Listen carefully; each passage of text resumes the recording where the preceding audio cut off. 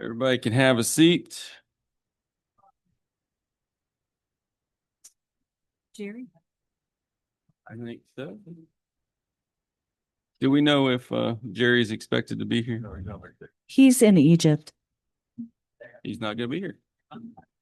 Oh, no. Okay, We'll be back for the next meeting. gotcha.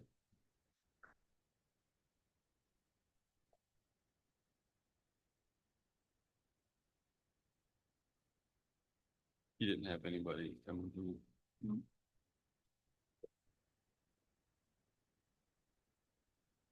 All right.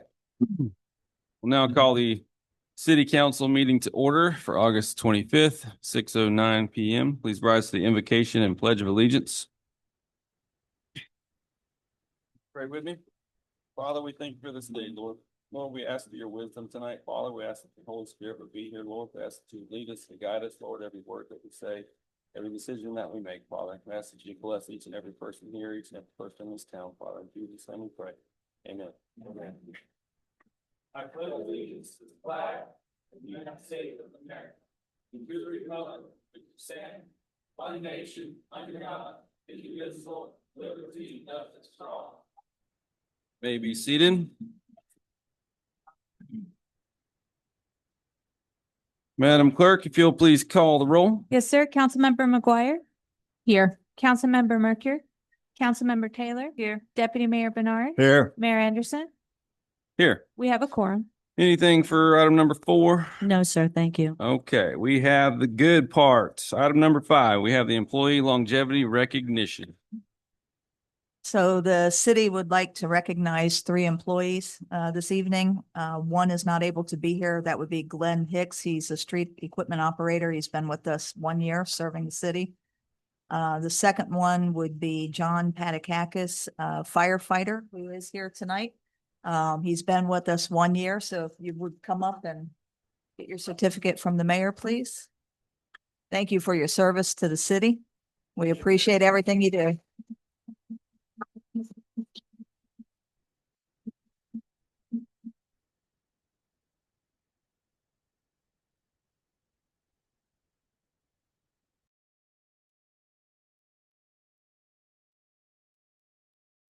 Thank you.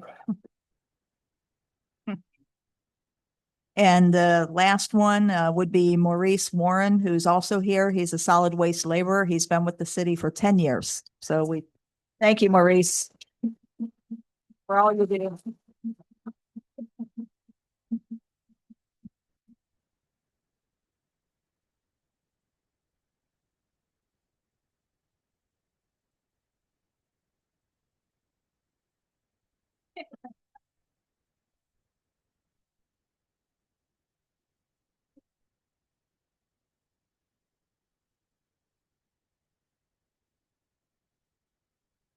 Thank you.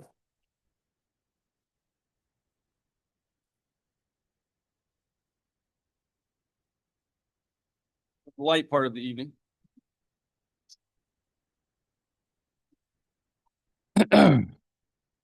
All right, anything else on the recognition program? Okay. Moving on to the consent agenda. This will be for items 6 through 15. Does council wish to remove any of those items? I want to remove C6. C6, this will be 7 through 15. We I'd look, like to remove 10, 11, and 12. okay, this is for all the remaining items. I'll make a motion to approve C7, 8, 9, 13, 14, and 15. Second. We have a motion, we have a second. Any questions? Seeing none, please call the roll. Councilmember McGuire? Yes. Councilmember Mercure? Yes. Councilmember Taylor? Yes. Deputy Mayor Bernard? Yes. Mayor Anderson? Yes. Motion passes. Thank you. All right, item number 6, minutes from July 28th. Yeah, it was just a small thing. On the July 28, 2025 minutes, when we were talking about the Main Street program, it said that I said there was little community buy-in, but I believe Jessica had made that comment. So Okay, any other comments? it's on page 11 of 15 for those particular minutes. All right. Anyone care to make a motion to approve item number 6 with said changes? So move. Second. We have a motion, we have a second. Any questions? Seeing none, please call the roll. Councilmember McGuire, Yes. Councilmember Mercure, Yes. Councilmember Taylor, Yes. Deputy Mayor Bernard, Yes. Mayor Anderson, Yes. motion passes. Item number 10, this will be an event request for the tree lighting and pantomime. You have a specific question? No, I would just like to hear how that whole thing is. I've never seen a pantomime before, so. I'd I'll just like admit, I had to Google it as well. Yeah, so I just want a little bit of, what is it? Camel, are you here? She's here. Would you like to speak on it? Give your name and organization for the record, please. 28 East Main Street, Avon Park, Camel Long. Hamlet All right. Long. That's right. I forgot my name. Sorry about that. A pantomime. This is a nativity pantomime. So it's basically just depicting the nativity scene, the story of Christmas. No words, just actions. So there'll be different acts. So the first act all the way through, I think it's like birth through all the way, just all the different scenes, just in motion and not in words. Yeah, I just had never seen that before, so I just wanted to know what that actually was. Yeah, it's just acting it out. So is it going to be set up where people visit each one, or do we sit in one place and it all takes place in front of us? Actually, it's moving, so it'll be a walking space. There'll be like 3 to 6 different acts, and the audience travels with the act as they move along the space. And it will be done in an area where there's room for people to move. There's room for the actors to move. Okay. And your event was on November 23rd, and that's the Sunday before Thanksgiving, right? Correct. I was just curious why you picked that date, just out of curiosity. We wanted to do it before, it's also the tree lighting ceremony, and we wanted to do it before the Christmas parade, which is the Monday after Thanksgiving. Okay, any other questions? I'll go ahead and make the motion to approve C10. We have a Second. motion to approve in a second. Is there any other questions? Seeing none, please call the roll. Councilmember McGuire, Yes. Councilmember Mercure, Yes. Councilmember Taylor, Yes. Deputy Mayor Bernard, Yes. Mayor Anderson, Yes. motion passes. Item number 11, this will be event request, Christmas parade and food truck rally. You have a question? Yeah, I'm just curious, you're gonna follow the same route as before. Did you have any problems last year with no, I don't mean dumping in a negative way. I meant letting the kids disperse on Lake Avenue there once you turn the corner? We did. Some of the dance teams the parents started picking up their kids on lake. So that's something we need to that make was sure. good. So do you have a solution for that this year? Not have them in the parking lot. We use Dr. Guelph's parking lot on the left-hand side of the Jacaranda there for the parents to pick up their kids, and we won't do that again. Where are they gonna pick them up at? I'll have to discuss that with the dance troupe to make sure that they have a space that they feel comfortable with. It was a couple different dance groups. So I'm wondering if you just march on down the road to one block, if the First Baptist Church would be okay with you picking up in their parking lot, or even behind, or even in the field next door. I don't know, it's just a suggestion. Yeah, no, those are great suggestions. We are gonna be in the parade this year? As Uh, usual? yeah. Just- Is that a You question? didn't want to I don't take know. it? Are you, Shelley? Just depends. Be there, You're be square. opening the parade. You're the Well, leader. I got your banner ready. Is it the same banner? Yes, ma'am. Oh, cool. This banner gonna be maybe like on a Ferrari or something. Are you dreaming right now? Are you dreaming? These are just I'm just gonna questions. say, don't die on a Ferrari hill. Sit on there like the Save on Park girls do. There you go. I'm just kidding. That All right, is but my- go ahead. I just had that question, that's all. And then so I'll just go ahead and make the motion to approve C11. Second. We have a motion. We have a second. Do we have any further questions? Seeing none, please call the roll. Councilmember McGuire, Yes. Councilmember Mercure, Yes. Councilmember Taylor, Yes. Deputy Mayor Bernard, Yes. Mayor Anderson, Yes. motion passes. Item number 12. Okay, so I didn't really mean to say 12. I was just on a roll when I said 10 and 11. So, if nobody has any questions, I'll go ahead and make a motion to approve C12. We have a motion. We have a second. Last call for questions. Oh, sorry. All right, turn that on. We're ignoring that. We're going to call the roll. Councilmember McGuire. Yes. Councilmember Merker. Yes. Councilmember Taylor. Yes. Deputy Mayor Bernard. Yes. Mayor Anderson. Yes. Motion passes. Thank you, Kamala. All right. Item number 16, this will be a public hearing for ordinance 08-2025.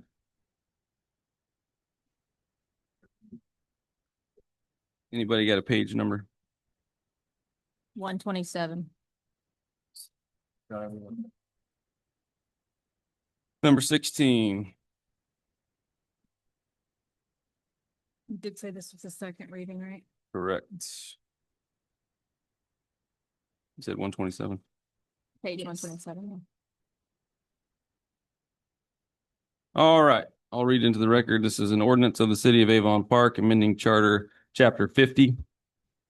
Fire Prevention and Protection, Article 2, Fire Department Division 2, Firefighters Retirement System of the Code of Ordinances of the City of Avon Park, amending Section 50-55, Contributions, amending Section 50-56, Benefit Amounts and Eligibility, providing for codification, providing for severability, and providing and provisions repealing all ordinances in conflict herewith and providing an effective date.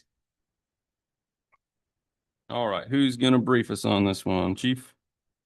Yeah, so this is the second reading of both of these. Both of them are coming back to you tonight. The drop portion and the normal retirement age. So this one looks like it has to do with the fact that the drop age used to be 1 year from normal retirement age, but it was discussed with the actuary that that could and should change. And you guys even discussed that a little bit, wanting, if somebody had experience, them wanting to stay a little longer. So under the current system, if they reach 25 years at, let's say, age 49, they would have to then make a decision in the next year to go on the drop or not. This eliminates that 1 year so they could stay 3-4 more years and then decide to go on the drop. Doesn't cost any money. Got it.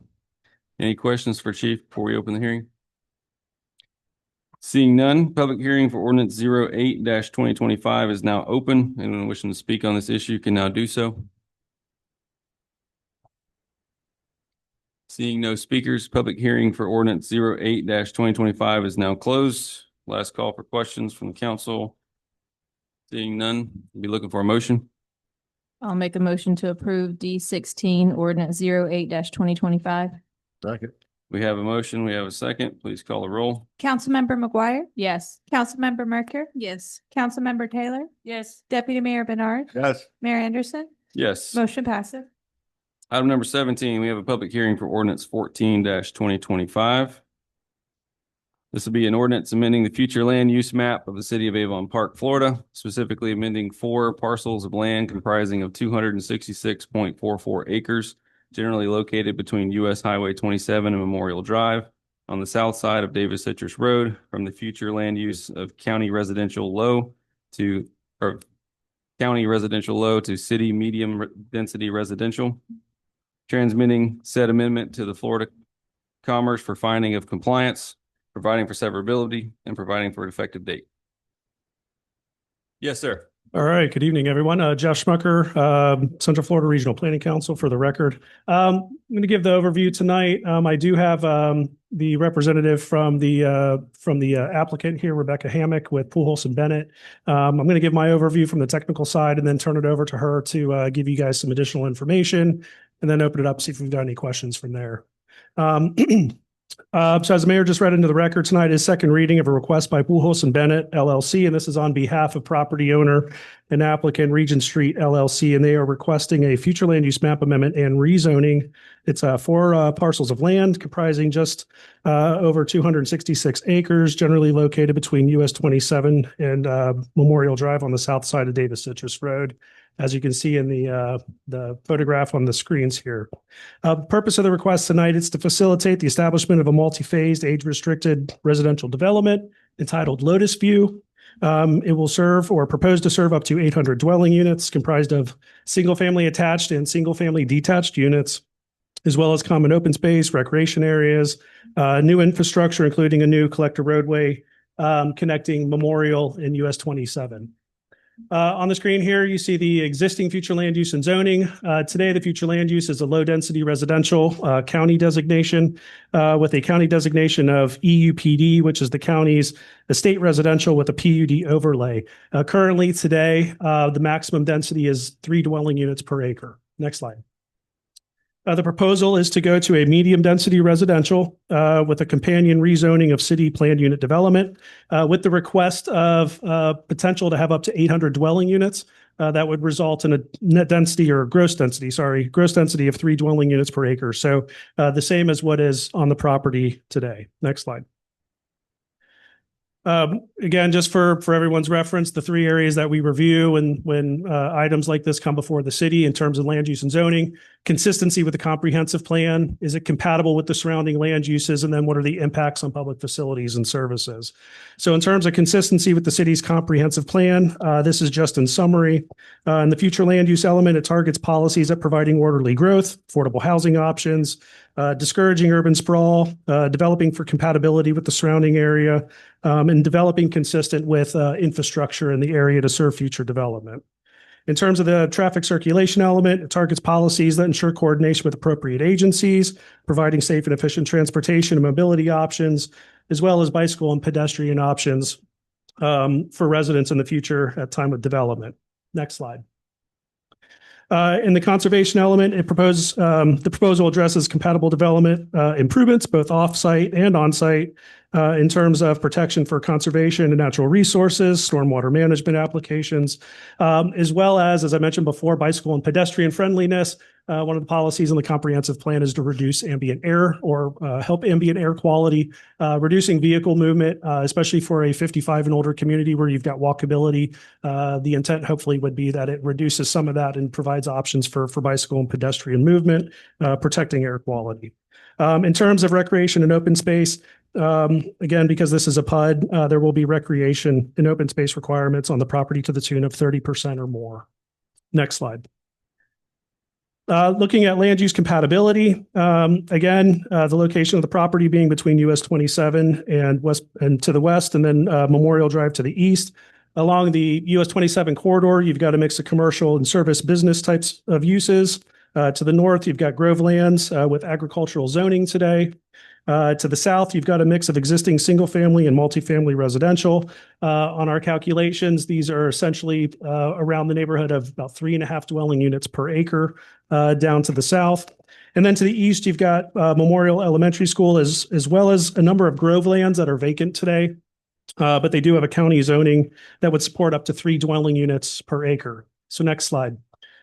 So when we bring all that together and we look at the existing land use and zoning, the proposed land use and zoning, which supports 3 dwelling units per acre, and considering the surrounding area from a compatibility standpoint, the request is consistent and compatible with the character of this area of the city. Next slide. Finally, in terms of impacts on public facilities and services, potable water and sanitary sewer in coordination with the city. There's available infrastructure and capacity to serve both water and wastewater needs in the future. Of course, that'll be reviewed in more detail at time of development. City has confirmed ability to provide trash removal. In regards to traffic impacts, as part of the development proposal, applicant intends to construct a new collector road, which will connect Memorial to US 27. That has been reviewed in addition to the rest of the transportation impacts as part of a initial traffic assessment that was submitted. That also included a signal warrant analysis and a intersection evaluation for the potential that a new traffic light might be required at US 27 where Davis Citrus Road or where this new collector road will connect into. Based on all of that in the initial review of the assessment, no significant impacts at this time to delay moving forward with future land use and zoning. Comments and conditions, and we'll talk about those in a minute with the conditions of the PUD, but comments and conditions that have been provided by Highlands County Engineering Department as well as DOT have been captured. All of that will be reviewed in more detail in terms of what the improvements would need to be made in the future as development were to come online if this moves forward. Next slide. In In terms of public school facilities, again, this is a 55 and older community. No impacts on Highlands County Public Schools. The school district has been notified. No anticipated adverse impacts on open space and recreation. Again, with the planned unit development, there's a minimum of 30% open space and recreational amenities that'll be provided on the site. We have coordinated with public safety, both fire and the sheriff's office. Both have not shown that there's any issues at this point in terms of land use and zoning that would cause any issue with this moving forward. Again, we'll have additional coordination with them as development plans come in for development in the future. And then finally, just in terms of environmental, the applicant did submit an environmental assessment. There were some things found on the site in terms of endangered species, threatened species. There will be additional studies, surveys, things that need to be done at time of development. So it is recognized right now that that property does support some of that activity. But in terms of it moving forward from a land use and a zoning standpoint, there's no development right now. That would have to be reviewed in more detail when they come forward at that time. Okay, next slide. Just a few more here. Again, I'm bridging the land use and the zoning, giving you the presentation all together. But as part of the planned unit development portion, which is the zoning part of this, because the request is for a planned unit development, there is a master development plan that's required. The plan that you see on the screen is one of a number of pages, but it is the overall site plan. We do have a copy behind me here on the easel for folks if they want to come up and take a look at that. But overall, we've annotated this to show essentially some of the pertinent or general items of interest, including the surrounding roadway network, the call out reflecting the location of the new collector road, typical areas representing the new residential lots, open space recreation, and then internal roadways and stormwater management areas. Just to note, in terms of the residential properties, it's proposed to be a mix of residential lots being 50 feet and 70 feet minimum lot widths, with lot areas of 5,500 and 7,700 square feet for the single-family detached units. So your standard single-family home. A minimum 35-foot lot width and lot area of 3,850 square feet for your attached single family. Those would be, some people call them duplexes. We like to call them villas. Makes it sound a little bit nicer, but that's essentially what they are. The purpose of the reduced lot size and the reduced lot width and lot area. Again, this is a 55 and older community. The idea here is to have reduced maintenance and area on the properties with an increased area of the open space and recreation areas on the site, all of which that common area would be managed and maintained by a common entity like a homeowners association or a community development district. So just the rationale or the justification for the smaller lot size and lot widths would be to help reduce the costs in terms of the lot management for owners in the future. Next slide. Finally, again, with a PUD, conditions of development approval. I'm just going to kind of summarize these. They are in your package. But for consideration, conditions would be development site would be in substantial conformance with the approved master development plan, may be subdivided in phases. Residential development shall not exceed 800 residential units, comprised only of single-family detached and single-family attached units, not to include mobile or manufactured homes. Providing minimum setbacks and development standards for housing and accessory structures. The reinforcement of open space and recreational requirements, including a requirement for amenities to be 100% constructed by the time 50% of the certificates of occupancy are issued for each phase. So if this comes in 3 phases, when phase 1 comes in, 100% of the recreational amenities and open space have to be completed by the time the 50th or 50% of the homes are complete in that area. Again, this is a protection to make sure you don't buy a home in this community and then the recreational facilities never get constructed. So it's something to hold them to the fire to make sure that those amenities get constructed. Next slide. Conditions for requirements on stormwater management in coordination with the city and the water management district. Requiring all power and communication utilities to be constructed underground. Again, series of transportation comments and conditions. There's a long list of these. This is in coordination with the Central Florida Regional Planning Council, the city, Highlands County, and Florida Department of Transportation. Also requirements for sidewalks along the new collector road and on both sides of all internal roadways within each of the subdivided residential portions, as well as requirements on subdivision walls, fences, and signage. And finally, last but not least, landscaping and buffering requirements, both for common areas and for individual lots, requirements for detailed lighting plans prior to construction, requirements for additional environmental review, requirement for the establishment of the HOA or CDD for that entity to maintain the common areas. And then we always have a general condition to make sure that all other development standards are met at time of development or subdivision plat. So with that, I know it was brief, but it's a lot. We combined with the land use and the zoning into one. But I'm going to turn it over to Rebecca Hammock real quick. She's got a few slides that she'd like to go through with you all, and then we'll see if we got any questions from there. I just have one quick question for you. Yes, sir. I know the answer, you know the answer, but a lot of people don't. What is the minimum requirements to qualify for 55 and over for a house? Okay, so my understanding is you have to have at least one person in the household who's 55 and older. So this doesn't mean that if your wife is 35 years old, that she can't live there. But it does mean that you cannot have school-aged children that live in the house.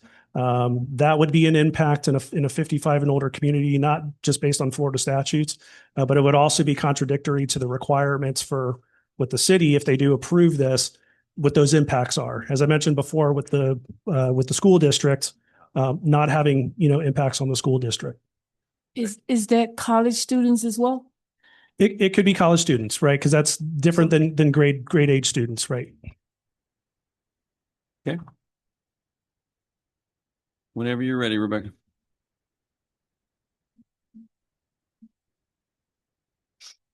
All right. Good evening, Rebecca Hammock with Polis and Bennett. My address is 2602 East Livingston Street, Orlando, Florida, 32803. So I just have a handful of slides that I wanted to go over. There were some items that came up at the previous public hearings. Mhm. So I just wanted to answer a few questions that had come up previously regarding the development. The first one was the builder for the proposed planned unit development. As you know, Park Square Homes is the property owner and the builder.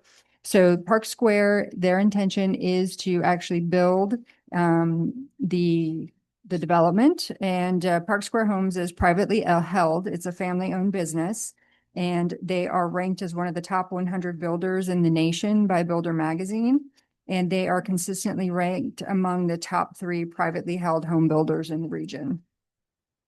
So as you know, the PD does propose senior age restricted housing, but of course, this is going to be a multi-year project, multi-phased. It's going to take a number of years to build out. So if the market does change within that time, the property owner could come in and request an amendment to the plan development for traditional single-family residential housing. But at this time, the proposed PUD is for age-restricted housing.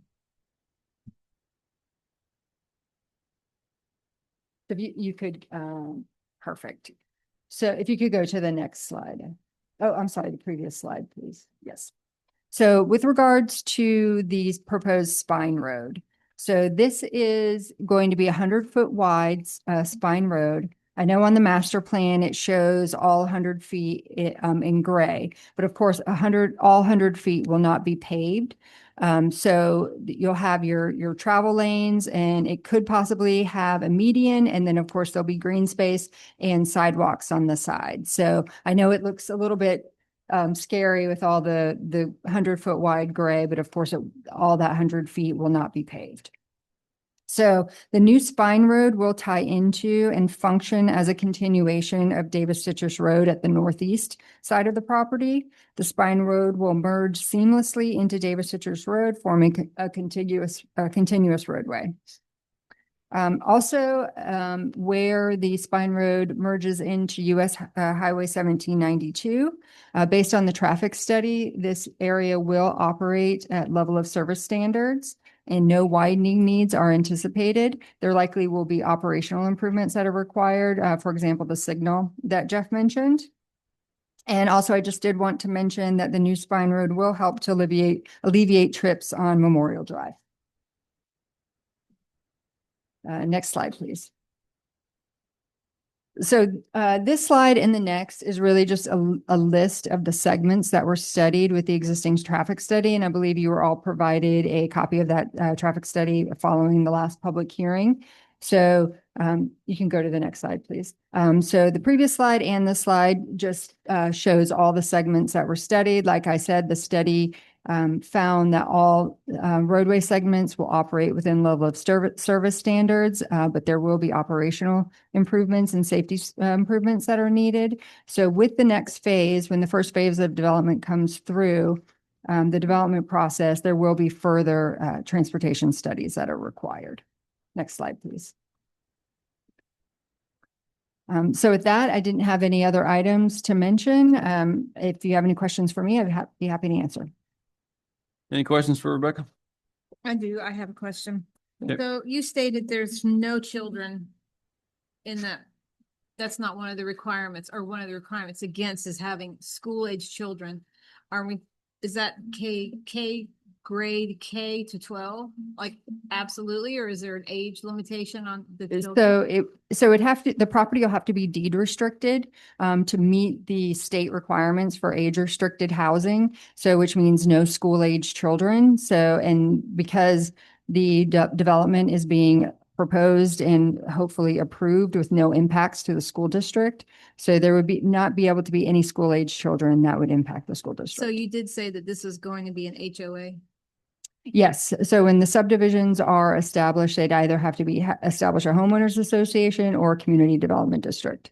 Okay. And you mentioned also that the Spine Road was not going to be widened. No, the Spine Road is proposed to be 100 feet wide. So that will be a new road that's developed, but where it connects to US Highway 27, it's not anticipated to need widening at that segment. However, that's where the signal is anticipated to be needed. And so you also said that Spine Road alleviates traffic on Memorial. So are you expecting people, and are you okay with people just taking a shortcut to going through your community with the additional cars to get out to 27? So the Spine for that? So the Spine Road will be a public road.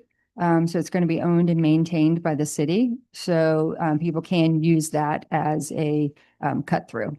So that's going to be a city maintained road. Correct. Any other questions? Well, I'd like to put it on the record. I had the opportunity to speak with the developer and the owners. And I just want it on record because the audience doesn't know this. Right now, Avon Park doesn't have any impact fees. And so I talked to them and I told them, would there be a problem with them paying them? And they said that whatever Avon Park impact fees was going to be, that they had agreed that they will pay them, although we haven't implemented in at this point. Okay. Correct. And it's usually, most jurisdictions do have impact fees for new development to help fund the infrastructure that the development will have impact on. So it's customary for developers to pay those impact fees at time of development, usually with building permits. Okay. Any other questions? Seeing none, do we have a motion? Or actually, I'm sorry, this is a public hearing. Thank you very much. Yep. So public hearing for ordinance 14-2025 is now open. Anyone wishing to speak on this issue can now do so. Mayor, I have someone on Zoom who would like to address the council. Okay. I'm going to ask to unmute.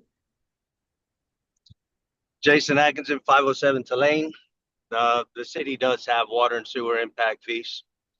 So also, if possible, as part of the development agreement, if there's an issue with the distance that the fire department has to travel to get the calls, especially to the south side of the city, would it be possible to implement like a half-acre lot somewhere close to the Memorial Drive and Spine Road to house a future fire department? I think it would be a good look, and it service that community well. I think it would be something that they would like, and it would be advantageous for that community to have one close. That's it. Thank you. Thank you, Jason. All right, the public hearing for ordinance number 14-2025 is open. Anyone wishing to speak on this issue can now do so. Yes, ma'am.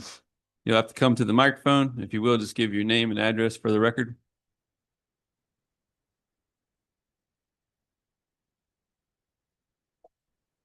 Phyllis Gira, 5077 Casablanca Circle, the Bluffs. I live in the Bluffs, and I understand this backs up to the Bluffs.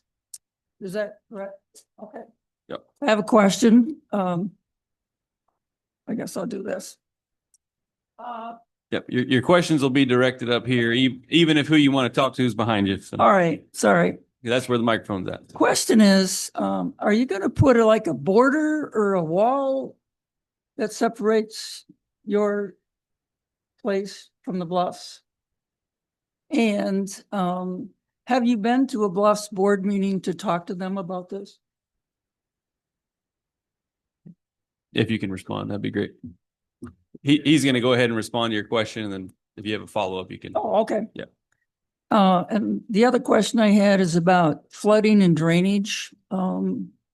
Since we get a little water and down here, have you guys thought about where all that water is going to go? And that's about all the questions I have. Okay. We've got wall and drainage. So there is a proposed 15-foot minimum landscape buffer around the entire perimeter of the project. I do believe there was discussion about potentially having all of the subdivisions enclosed with some sort of permeable wall in addition to the landscaping. So there will be separation for mitigation of this property from neighboring properties. In terms of the stormwater on site, of course, right now you've got nothing on the property, so it's pre-development. Post-development, and the engineers will provide all that information at time of subdivision, but the post-development would have to show that it's equal to or better than what the stormwater runoff is today. So beyond that, we don't have the technical specifications, and there's been no engineering run on this. But by law, engineering and stormwater management would have to capture all of the stormwater on the site in a post-development manner equal to or better than what the pre-development manner is today. Yeah. And is there any plans for the developer to visit with the Bluffs community to address any of these issues with them? We haven't had that conversation. And I will note, I believe we did get one email from a property owner in the Bluffs, which we responded to satisfactorily, and they responded back to us and said that they would share that information with their community. But we hadn't heard anything else from the Bluffs in our notifications to them other than that. Okay. But if that's something that the city would like to see, I'm sure they would be amenable to doing that. When there's a new development, everyone within so many feet gets a letter, do they not?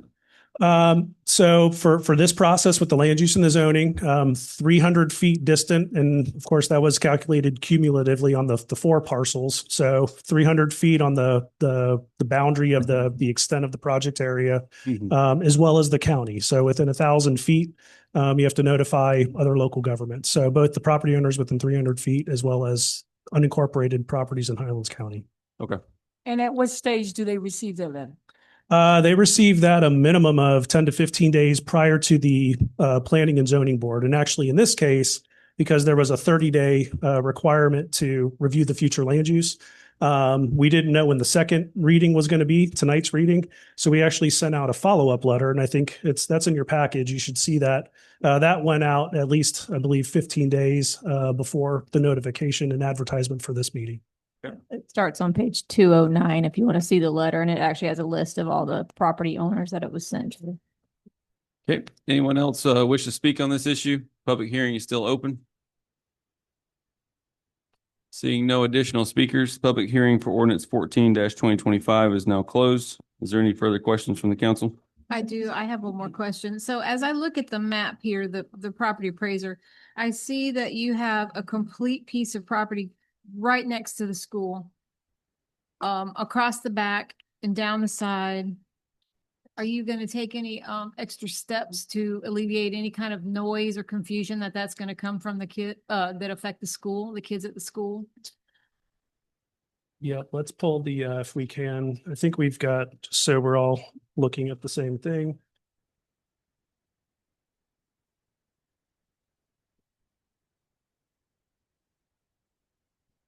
Okay, so where you're referencing is over on the east side of the property, kind of below that area that extends out to Memorial. So all of that space there right now is all being slated as recreation and open space. Again, there will be a minimum 15-foot landscape buffer and the potential to have a wall there as well to separate those two areas. I will tell you the reason that they did leave a lot of this green space here. And this question had come up earlier. What if this does not work out to be a 55 and older community? The idea behind some of this was there would create some opportunities for school-age children, if that were something in the future that this would develop as, would have connectivity into the school. So you've kind of got two different things. So you've got the protection that could be in place right now with the landscape buffers, the wall. It is far enough away from the activity of where the lots would potentially be serving the residential units. But it was planned in a way that if in the future there was an opportunity to provide permeability or connectivity to the school, if this would not work out as a 55 and older, that's why that area was essentially kind of left like that. And that's for safety purposes, not to put kids out on the road, but it gives them an opportunity to walk to the school. So it's kind of a double-edged sword with that, just kind of a planning for the future. I have one question. What do you define as a landscape buffer? I mean, because it's like 1 foot tall plants or No, palm trees or? Great question. So it's in the city's land development code. It's a type. There's 4 different types of landscape buffers: A, B, C, and D. They escalate as you go from A to D. And you have different options that you can choose within there. There's a menu of options. So with a type B, 15 feet, type B is allowed at 15 feet, I believe, 20 feet and 25 feet. The deeper you go, the less plantings you have to do per each 100 feet. So at 15 feet, there's a certain number of overstory or canopy trees you have to plant with understory shrubs and other things for each 100 linear feet. So the width of this would be a minimum of 15 feet, and then it would have the requirements of the city's landscape buffer for a type B 15 feet. Okay, thank you. Any other questions?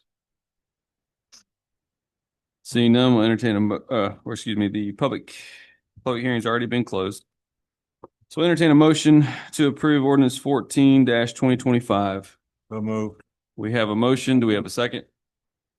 No, second. We have a motion and a second. Last call for questions. Seeing none, please call the roll. Councilmember McGuire? Yes. Councilmember Merker? No. Councilmember Taylor? Yes. Deputy Mayor Bernard? Yes. Mayor Anderson? Yes. Motion passes. Thank you. And then the accompanying one will be item number 18. This will be ordinance 15-2025. I'll go ahead and read that in the record. An ordinance of the City of Avon Park, Florida, amending the official zoning map of the City of Avon Park, specifically amending 4 parcels of land comprising 266.44 acres, generally located between US Highway 27 and Memorial Drive on the south side of Davis Citrus Road, from the zoning of County EU-PD to City PUD, planned unit development, providing for severability and providing for an effective date. Is there any additional comments you'd like to add to this? Oh, I do not, but we will open up for public hearing. Perfect.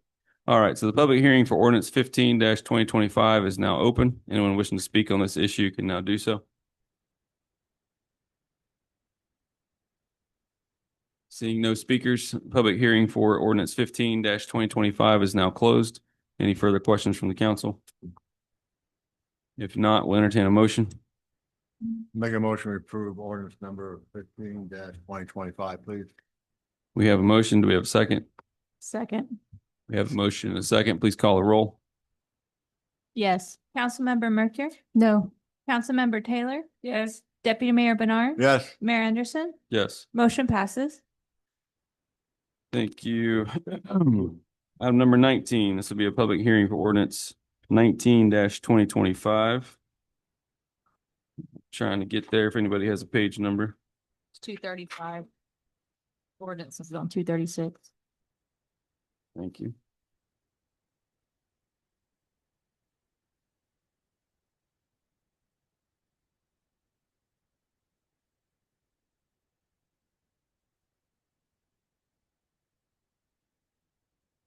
All right, an ordinance of the city of Avon Park, Florida to delete ordinance number 16-2024 regarding unauthorized camping of public lands and facilities, providing for severability and providing for an effective date. Do we have anyone wanting to brief us on this? Sure, thank you. In November of 2024, the city adopted ordinance number 16-24 to comply with House Bill 1365, which specifically states cities and counties are required to neither authorize nor allow camping or sleeping on any public property. On July 1st of this year, the county adopted a very similar ordinance, number 24-25-15, in order to facilitate the sheriff's enforcing the county's ordinance.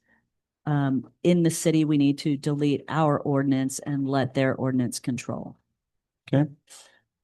This is the second reading. It'll be a public hearing of ordinance 18-2025.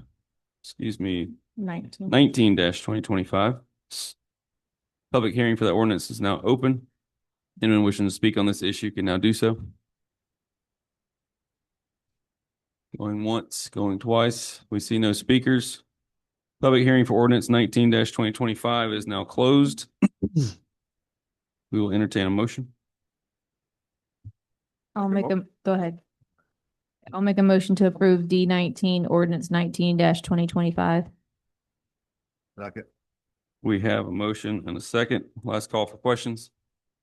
So Go ahead. after tonight, if this goes through, the sheriff's department can start enforcing it right away. Correct. Okay, because there's a little bit of a problem on Main Street this morning that I saw, so that's good. Okay, that's all I was gonna ask. Okay, any further questions? Seeing none, please call the roll. Councilmember McGuire? Yes. Councilmember Merker? Yes. Councilmember Taylor? No. Deputy Mayor Bernard? Yes. Mayor Anderson? Yes, Motion passes. thank you.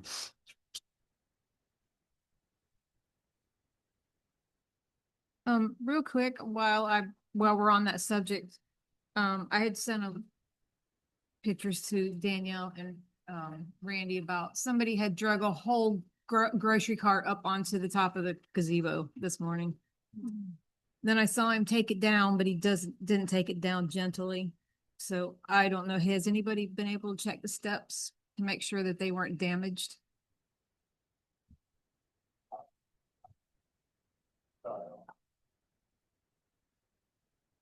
I was not aware of that. He did leave. Randy LaBelle is going to check it out tomorrow. I think that's what we heard. Code enforcement. Yep. Yep. I mean, if somebody could check it out. Yes, we will. Just to see if, if those steps were damaged. Yeah, that would probably be a public work. He wasn't real. Take care of it. He wasn't easy on it. It will be addressed. All right. Ordinance 18-2025. This will be an ordinance granting to Duke Energy, Florida LLC, DBA Duke Energy, an electric utility right-of-way utilization franchise, prescribing the terms and conditions relating to the occupancy of municipal streets and rights-of-way in the city of Avon Park, Florida, for the purpose of providing electric service, providing for severability and of provisions governing law and venue, merger notices, non-waiver repealer, and superseding provision, dispute resolution, mutual draftsmanship, scrivener's errors, sovereign immunity, authority to sign, interpretation, and providing for an effective date. So this will be a public hearing as well. We'll go ahead and open the public hearing. Public hearing for ordinance 18-2025 is now open. Danielle, do you want to brief us on this? Sure, thank you. So Duke Energy has a current franchise agreement that's going to expire next year. They are requesting a new franchise agreement. We have negotiated a 10-year term instead of the previous 30-year term. There's two automatic renewals of 5 years each. The standard fee that we would receive is 6% of the gross receipts of electric revenues within the city. They would have non-exclusive use of our right-of-way to install and maintain their facilities, and the agreement can be renegotiated or renewed upon expiration. Okay. Do we have any of the audience wishing to speak on ordinance 18-2025? Seeing no speakers, the public hearing for ordinance 18-2025 is now closed. Any questions from the council? Seeing none, do we have a motion? Make a motion to approve ordinance 18-2025, please. Second.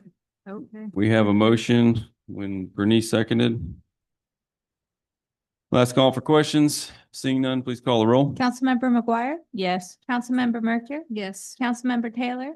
Yes. Deputy Mayor Bernard? Yes. Mayor Anderson? Yes. Motion passes. Next up, we have ordinance 22-2025. It's the firefighters retirement drop eligibility amendments.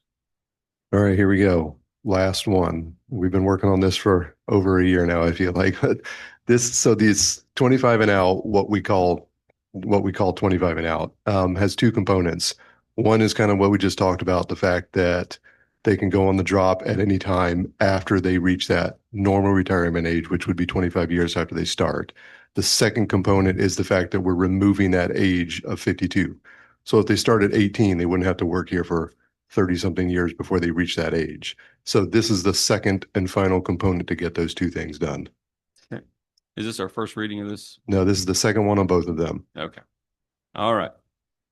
This will be the second reading of ordinance of the City of Avon Park, amending Chapter 50, Fire Prevention and Protection, Article 2, Fire Department Division 2, Firefighters Retirement System of the Codes of Ordinances of the City of Avon Park, amending Section 50-78, Deferred Retirement Option Plan, subsection B, Participation, providing for codification, providing for severability of provisions, repealing all ordinances in conflict herewith, and providing for an effective date. This will be a public hearing for ordinance 22-2025. Anyone wishing to speak on this ordinance can now do so. Does no one have interest in the retirement age of firefighters? Come on. They just love it. All right. Seeing no speakers, the public hearing for ordinance 22-2025 is now closed. Do we have any questions from the council? All right. We'll be looking for a motion. I'll make a motion to approve ordinance number 22-2025 for the firefighters retirement drop eligibility amendment. Second. We have a motion and a second. Please call the roll. Councilmember McGuire? Yes.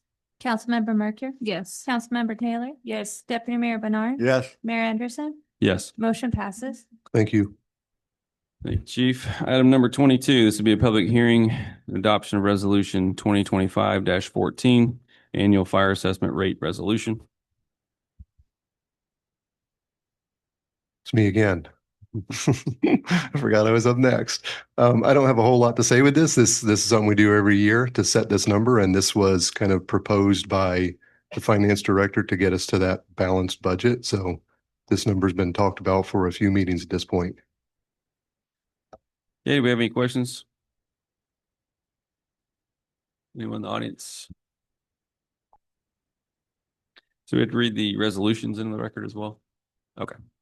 All right. Resolution number 2025-14.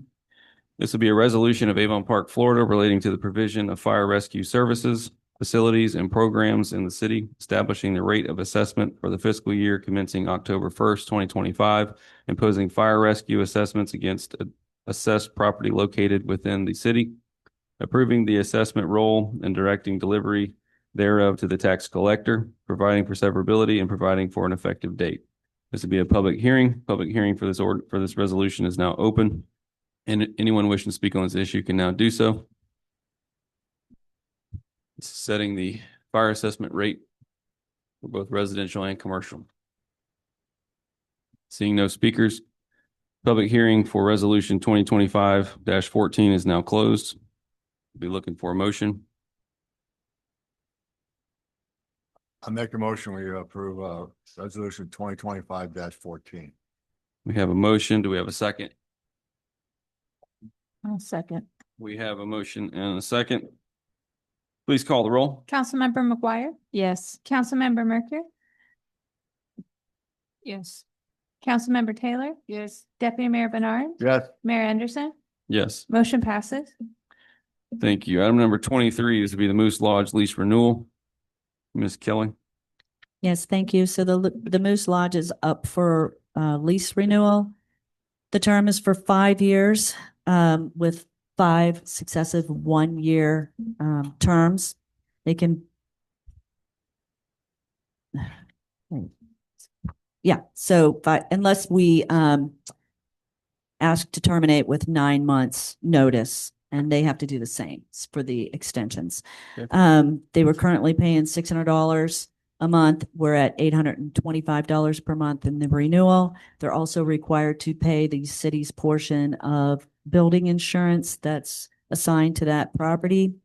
They have to do regular upkeep, compliance with codes, preventative maintenance on the HVAC, anything over $500. The city will take care of and replace the HVAC equipment if needed. They're also required to pay all utilities for the facility. Okay. Any questions on this lease renewal? How has their payments been? Have they been on time? with all Yes. this? Yes? Mhm. Okay. Any other questions? Dr. Gill, I got a question, and maybe I should have asked you behind the scenes so I could have went more in depth with it. I noticed that the contracts that have come before us in the past compared to this one, you know, everybody get a 10-year, $10 a year, contract with us, but this one is different. Why is that? I like money. Good answer. Did you increase it? I did increase it, yes. What was it? It's $600. And What, quite, was it because they financially able to pay it, what? Because I think the daycare bring in quite a bit of money, even after they pay their employees, but we're not charging them. I'm a little confused. Help me out. I don't know that they're apples to apples comparison of the use of the building. Yes, both are 501c3s. Yes, both provide a service to the city. Both organizations do good things, but one's more of a recreation entertainment type organization that has a membership, and the daycare provides a very much needed service to low and moderate income families that wouldn't otherwise be able to provide daycare for their children. So I don't know that they compare apples to apples. Put it like that, they don't. But I'm more than sure that they don't make the kind of money. The money doesn't flow in at the Moose Lodge the way it does at the daycare. And I know it's a 501c3, and I know they have to pay employees, and the owner is getting paid too. I mean, she's getting paid quite a bit. And so I say that to say there's money still out there even after everything is paid off. They get a couple of $1 million functioning, and I know that their daycare is not using all that money. So you're saying that the apples are different. I see what both provides the service. One is more for entertainment, and the other one leans more on giving back to the public. I was just looking at the finance part of it. Okay. Yes, ma'am. Any other questions? Seeing none, do we have a motion for the Moose Lodge lease renewal? I'll make the motion to approve the Moose Lodge lease renewal. We have a motion. Do we have a second? Second. We have a motion and a second. Any last call for questions? Seeing none, please call the roll. Councilmember McGuire? Yes. Councilmember Mercury? Yes. Councilmember Taylor? Yes. Deputy Mayor Bernard? Yes. Mayor Anderson? Yes. Motion passes. Item number 24, this would be the 120 water contract renewal. Ms. Kelly. Thank you. So the EPA requires all public water systems to comply with the lead and copper rule improvements. These rules mandate the development of a complete service line inventory, ongoing consumer notification, compliance sampling, and eventual replacement planning for known or suspected lead service lines. Last year, the city engaged 120 Water for readiness planning, baseline inventory development, and regulatory reporting. The attached business and review readiness planning document details completed milestones, including the initial service line inventory submitted to the Florida Department of Environmental Protection, annual consumer notifications, and preliminary compliance planning. To ensure that we continue on with the compliance, staff recommends renewing this service with 120 Water for FY 25-26. The proposed contract is for $54,589.30. Representative Sydney Montgomery from 120 Water is on the Zoom call if you have any more specific questions for her. Do we have any questions for the representative? Seeing none, do we have a motion? I'll make a motion to approve the 120 water contract renewal. We have a motion. Do we have a second? Second. We have a motion and a second. Last call for questions. This is just a continuation of basically of what we already have, right? Correct. And they didn't increase the price any? It did increase, yes, but I it- didn't see that in there. yeah, it was, I think, 24,000 last year, but this has much more services in it. Last year, it was just identifying the lines and setting up a database for our guys to input that information into it. This takes it the next step in that compliance requirements. So I see on page 302, there's the first class letters. These are the letters that go out to the residents in case Correct. there's a issue with the water. They go out to all the residents to notify them that we're required to do this. And I'm sure you, as council members, got a bunch of phone calls last year like, oh my God, what is going on with, why are they notifying us of these lead lines? Are we getting poisoned? It's just a requirement that we have to do, and this company does it for us. That's one of the things that they do. Okay, that's all. Does anybody know if we've identified lead service lines in any of them? Yes, we have. Mhm. It's like a big problem.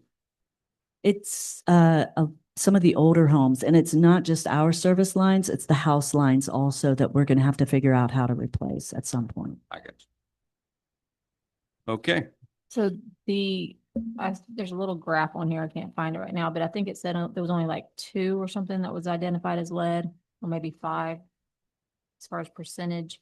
But the bulk of them, it still said unknown. Correct. So as we're out in the field and working, they are identifying which lines they come across, and that's being input into this massive database. okay. We have a motion and a second. Last call for questions. Seeing none, please call a roll. Councilmember McGuire, Yes. Councilmember Mercure, Yes. Councilmember Taylor, Deputy Mayor Bernard. Yes. Mayor Anderson, Yes. motion passes. Item number 25, this would be the utility billing adjustments. Melody? Yes, so this is loud. Hi. Hi. I'm used to the other ones are so quiet. So during the software conversion, staff identified 62 utility accounts that were being estimated for the meter readings. And with that, we went back 1 year and adjusted everybody's bill for those readings. It comes to a net adjustment of $34,223.13 that is owed to the city. So staff needs direction from you. Do you want to bill the adjustments, write them off, or bill some, write some off?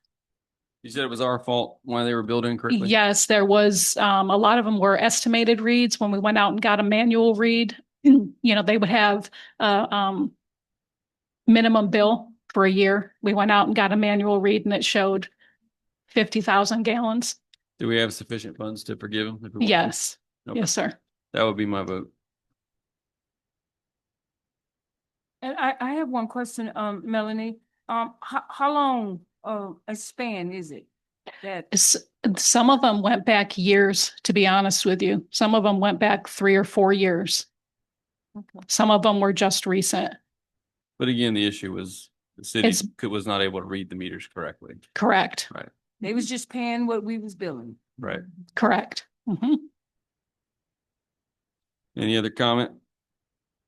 So how many of them were not paying because of what we were billing? Is that a wholly, completely different horse that we're talking? about? Yes, Okay. completely different. Yeah. Yeah. And I've got a listing of everybody. Some of them, I think they range from about $2,000 all the way down to maybe $200. So those are the people that weren't paying. Some of them were not paying, some were paying the bill. Okay. And I have a list of the residents. If you would like to see that, I can email it to you. Or we're gonna put it in the news, but no. You can. No, just kidding, just kidding, just kidding. And Melanie, if we waive it, it's gonna be in this year's budget or next year? It's going to be in 23, 24. 22. Yeah, in the audit. All right, so I'll make a motion to forgive the past bills on item number D25. I'll second that. We have a motion, we have a second, last call for questions. Seeing none, please call the roll. Councilmember McGuire? Yes. Councilmember Mercure? Yes. Councilmember Taylor? Yes. Deputy Mayor Bernard? Yes. Mayor Anderson? Yes. Motion passes. Item number 26. Okay, so this one has to do with our upcoming fiscal year and our health benefits that we offer the city staff. Florida Blue came in with a really high renewal rate, 72%. And that's because out of 84 participants, we had 13 high dollar claims. One being over $900,000, and that impacts rates. We went back to Florida Blue. They did give us a new renewal option, but modified the plan drastically, and it only brought it down to 50%. There were other major carriers that declined to quote. The only other one that would quote us was United Healthcare, at a very reasonable rate, given our history of claims. And they came in at a 25.3% increase. The city would like to go with United Healthcare and offer the employees an option of 4 different plans that they can choose from.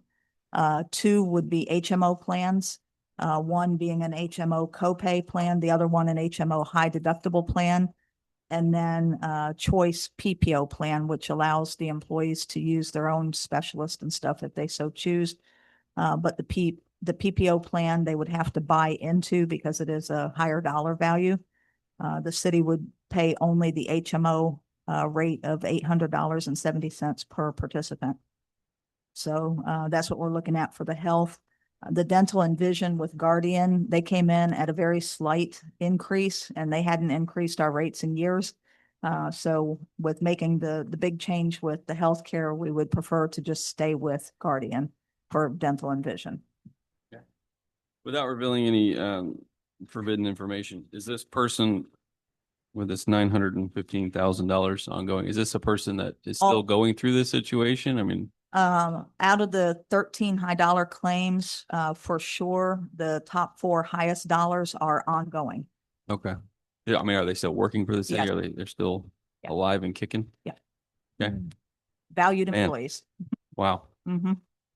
I don't know what the situation is, but it must not be great. All righty, so you're looking for us to simply vote to allow you to open it up to United Healthcare and retain Guardian. Yes, They're gonna because- come back to us with different plans. We have to do the open enrollment process in the next week or 2, so we'd have to make the decision tonight. And this is really our only option, correct? Yeah. All right, well, that makes it pretty simple. Any further questions? I have one for Denise. And Denise, the reason why the big companies are denying us because of the number of employees? No, because of the high dollar claims for the number of employees. We have 84 participants and 13 high dollar claims of those 84. And Okay. most are ongoing claims. So Because the reason why I'm asking, I think it was last year or maybe before you got here.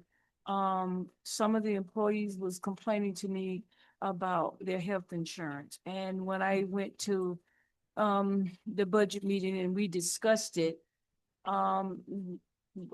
it was told at that budget meeting that, I'm not sure if it was you or who it was, but it was told that the reason why we don't qualify for the big insurance company, you know, Cigna and all of them, is because, you know, I'm not sure if you know this, there was a time, Avon Park had more employees than what they have now. And the employees was telling me that we had many more employees. And when we had those employees, we was able to qualify, and let some of the big insurance company pick us up. So I guess I was asking the same question. Was because you said a lot of them, denied us. Was that still the case other than, the high dollar ones? In this scenario, it's claims driven. Claims Mhm. has nothing to do with the employee's number. No. My only question is, how you arrived at the $800.70. Was that a plan that just closely matched what we currently have? Correct. Yeah, we were trying to give options, and the one that closely matched our copay plan that we have now that we're offering through Florida Blue was that $800 one. They offered other plan choice options, but in doing that, they modify the plan design. So your deductible is now 5,000 instead of 1,500. And a lot of our employees can't afford that level of out of pocket. You get sick, you go to the doctors, you have to pay $500 to be seen. So we wanted to offer something that mirrored as much as possible what we have currently. I know last year, part of the conversation was possibly partnering with a clinic, kind of like the school board did, where they offered all the preventative or, like for sinus infections or the little things, prescriptions. Have we checked on any of that to see? We were talking about that with the broker, but again, because of the claims, they don't want to, nobody wants us to partner with them. Even Florida League of Cities, who's self-insured, won't pick us up right now. And the hope is, typically they look at around a 2 to 3 year window of claims history. So the hope is over the next year to 2 years, our claims are going to go back down and then we'll start getting more reasonable rates. But right now with what we have this year, they won't.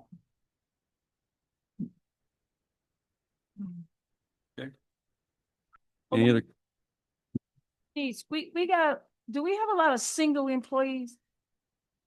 We have a lot of, most of the employees, whether single or married, I don't think to answer that. I will say that the majority of our employees are on the employee only plan. Because the dependent coverage is completely out of pocket for the employee. Okay. So we have maybe a handful of employees that are covering their dependents. Okay. Do any of the insurance companies or does the city of Avon Park offer them the health savings plan? That is part of the HSA, yes. And just to give you a little example of that, if the employee chooses the high deductible HMO plan, which would be the health savings account plan, the city is going to pay $800, but our premium for that plan is only $558. So the difference would then go into the employee's health savings account. So we're paying the $800 regardless of the plan. Now, if the employee opts to take the PPO Choice Plus plan, that's $994, then that employee is going to be paying the city the difference, the extra 100 and whatever, if they want that plan. Okay. Oh, it's expensive. Insurance is very expensive. Any other questions? Seeing none, do we have a motion?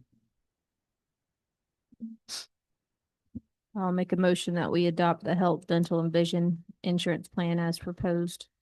We have a motion. Do we have a second? Second. We have a motion and a second. Last call for questions. Seeing none, please call the roll. Councilmember McGuire? Yes. Councilmember Mercure? Yes. Councilmember Taylor? Yes. Deputy Mayor Bernard? Yes. Mayor Anderson? Yes. Motion passes. So before we go on, let me just ask, sorry. If you said it already, I'm sorry, I missed it. Just say, for example, we go with the current plan, Essentra. The employee only is $498.11.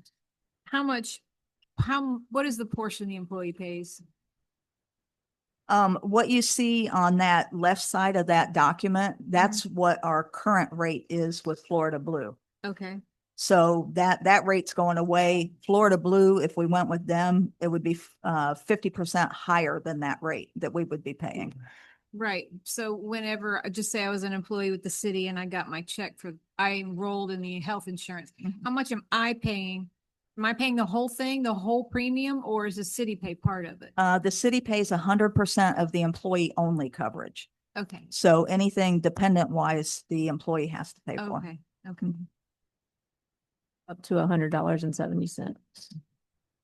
All right, item number 27, this will be resolution 2025-15, a resolution of the City Council of Avon Park, Florida, providing for the adoption of City of Avon Park FBP cafeteria plan and providing for an effective date. Go ahead when you're ready, Denise. Okay, so this is just protocol. We offer all of our benefits on a pre-tax basis.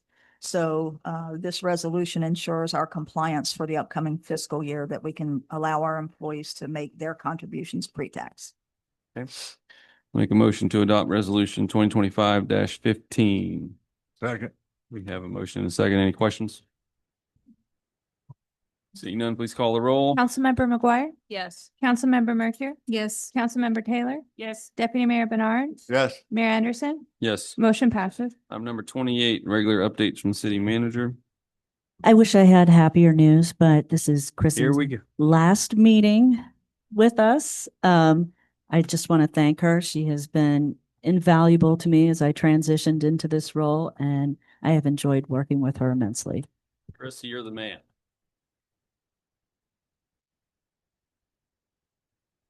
The woman. Chrissy, you've been here a long time. You have done a lot of roles. I think you've gone above and beyond in so many ways, and I thank you very much for all your service. Yeah, there's going to be a big hole without her here. I'm not sure it's going to be able to be filled like Chrissy filled it. And she put on 42 hats, almost literally, to help run the city when we needed her, whether she knew how to do it or not. She learned how to do it to make sure that it was done well. So we're really going to miss you, and we greatly appreciate everything you've done since I've been here. So you've been a huge help. Here, because I know it's coming. Oh, okay. Okay, good. Anything else, city manager? Denise has an update. Yes, just quickly, Danielle Kelly's coming up on her 1-year anniversary, end of September, which requires an annual performance review be completed by council. I'd like to provide the council with the performance review packet later this week and ask that council members review the packet and complete it in time to have it on the agenda for September 22nd's council meeting. This would be a little bit early, but given everything that's coming in the October council meetings, it would be better to do it the second week of September. And if council agrees, I can send the individual performance evaluations to you this week, but I would need them back by end of business day, September 15th. So I have time to do the tabulation for that meeting. Okay, any questions?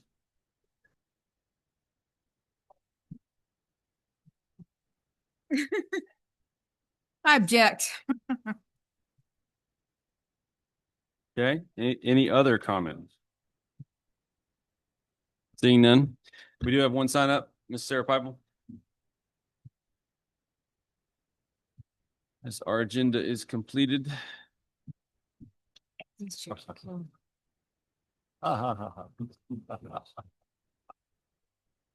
Sarah Pipel, 100 East Main Street, Avon Park.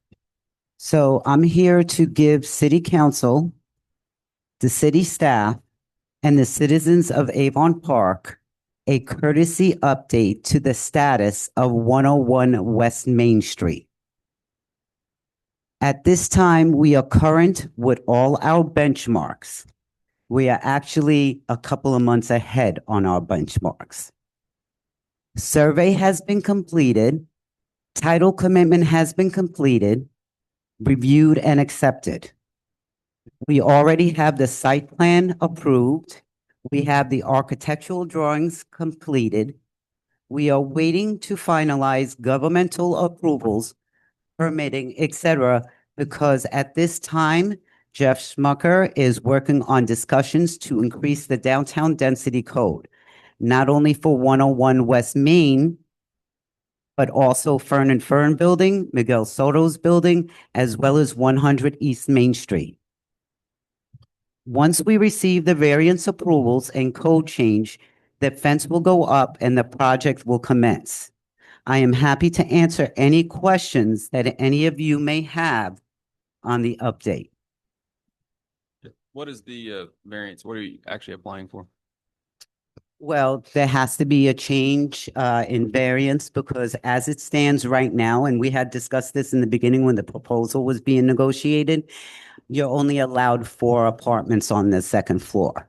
So we need to change that code, the density, to allow 8 apartments, I believe. It's increasing the density. in It's the increasing the downtown density. core. It's not necessarily a variance. It's Yeah. changing the density. It's changing the density. Okay. Yep. Any other questions? Seeing No. none.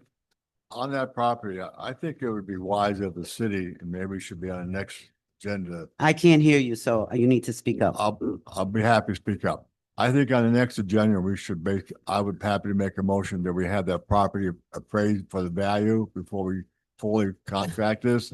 And the reason I say that is because this year, we sold a residential lot on North Lake for the same amount of money.